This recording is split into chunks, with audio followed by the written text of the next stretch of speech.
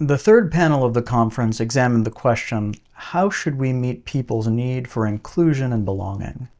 Professor James Greenaway examined the question by considering the good of inclusion in terms of human beings as persons created for communion, communion based upon common loves. Professor Jennifer Herdt of Yale University discussed the roots of contemporary inclusion advocacy in the 20th century special education movement. And in particular, she drew attention to the way that in the Christian tradition, recognition is seen as a relational good, a good that relates persons to one another, emphasizing in particular the way in which God, through the incarnation in Jesus Christ, seeks recognition from his human creatures. Finally, Reverend Sam Wells, Vicar of St. Martin in the Fields, discussed and contrasted secular and Christian accounts of identity and inclusion, focusing in particular on biblical accounts of the Transfiguration and the Resurrection. So for our purposes here, let us consider inclusion and recognition initiatives as means toward the end that is belonging. And since it is only the person who can exist from and exist toward another, and since it is only in and among persons that belonging in community can happen, institutional efforts to foster belonging are rightly directed toward the inclusion and recognition of each person who wants to belong in that institution and who loves the goods by which that institution is already a community.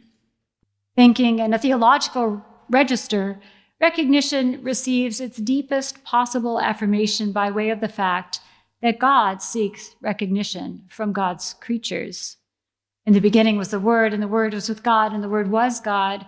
He was in the world, and the world came into being through him, yet the world did not know him. In the incarnation, God reveals God's self to creatures that they might come to recognize, know, and love their Creator. Of course, God does not seek recognition from creatures out of any lack or need. God seeks recognition for the sake of communion, for the sake of bringing creatures into the fellowship of the divine life. Our recognition of God benefits us, not God. But our deep need to be known and accepted in our deepest being is affirmed by God's loving pursuit of our recognition. Discovery depicts identity as a fixed thing located or established in our past. Through a combination of conscientization, therapy, education, pilgrimage, and lived experience, we can trace our way back to our identity and come to inhabit it. Our discovered identity may contravene social norms or disrupt ecclesial expectations, but to be true to ourselves, we must complete our quest and live into the consequences. Without freedom, we can't pursue our identity, and our integrity requires us to do so. But this notion is fundamentally atheological. It's a belief in the salvific effect of unearthing one's true self, but in a narrative that's centered on oneself rather than Christ, and on oneself in isolation rather than in relationship. A second contemporary way of understanding identity is construction. Construction appreciates our identities are built out of allegiances, attractions, primal urges, formative cultures, and signature characteristics. Sculpting such dynamics into a single or multivalent identity, we continue to curate our profile and refine it as we present it before others, often associating it with things we do or buy or campaign for. Unlike the first approach, which sees identity as given, this second model perceives identity as chosen and made. This is a thoroughly postmodern account that has no fixed identity and sees all as negotiable and fluid. I now want to explain how resurrection and transfiguration reshape our notion of identity by providing two alternative conceptions. Resurrection and transfiguration affirm that identity is fundamentally bestowed and revealed.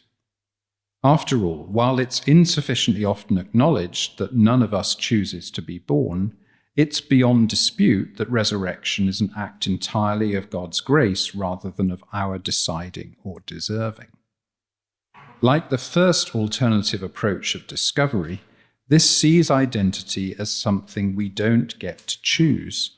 But in this case, there is a choosing, just one where that choosing is done by someone other than us.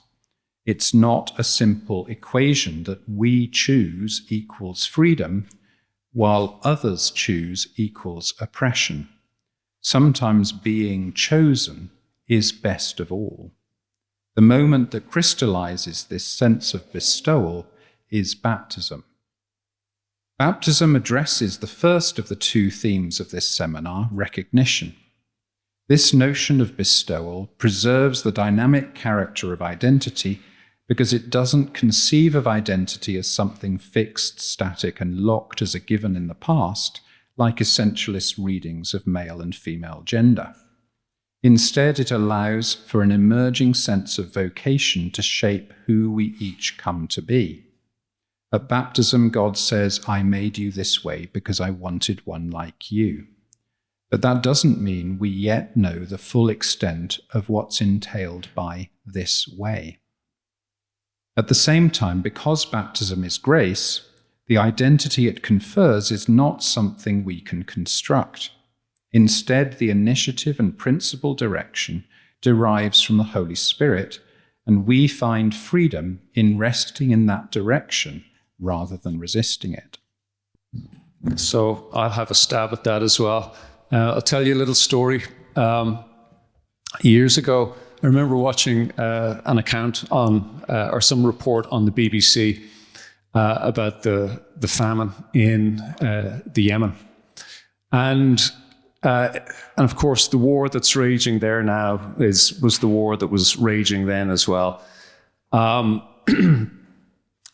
And this report began with talking to a young woman who was holding her malnourished and baby who was clearly in some distress. And so she was being interviewed, and she was talking about just her experiences.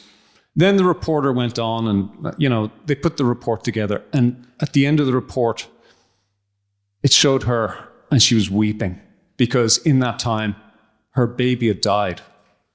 And the impact on me watching that, I wasn't ready for that. I wept. There was something so searing about that. So, according to DEI, I'm a white guy. I don't get that. I'm not Yemeni. I'm not female. Not black. And I wept. What I'm talking about is that there is a common universal humanity, and we live in a common universal world. By the way, that's your key to seeing that there's a universal common God. But if you don't feel like going that far, okay. The point is that suffering and pain is real. Nobody doubts that. The human predicament is such that we are all potentially suffering, like that poor young woman. But so too is flourishing. So, to evoke experiences of a common humanity seems to be a practical way of waking people up from this prison of identity politics. We're all human. We're all persons. That doesn't mean we're individuals. I'm not being individualistic. Persons, to welcome persons, to see persons, is to actually engage in your own personhood too. And part of that evocation is, yes, your times, your places, your cultures, your historical background, the depths of insight even in your language. But also, as we've been talking about theologically, your humanity under God. So you don't have to use the theological language, but you do have to talk about our common humanity, because that's what's universal. The Beyond the Impasse conference was a success, and we're now in the process of developing the next series of seminars and working groups that are going to connect our work with leaders in the worlds of business and education. If you're interested in learning more or would like to support our work, please follow the links in the video or in the description below. Thank you very much for your attention and for your help.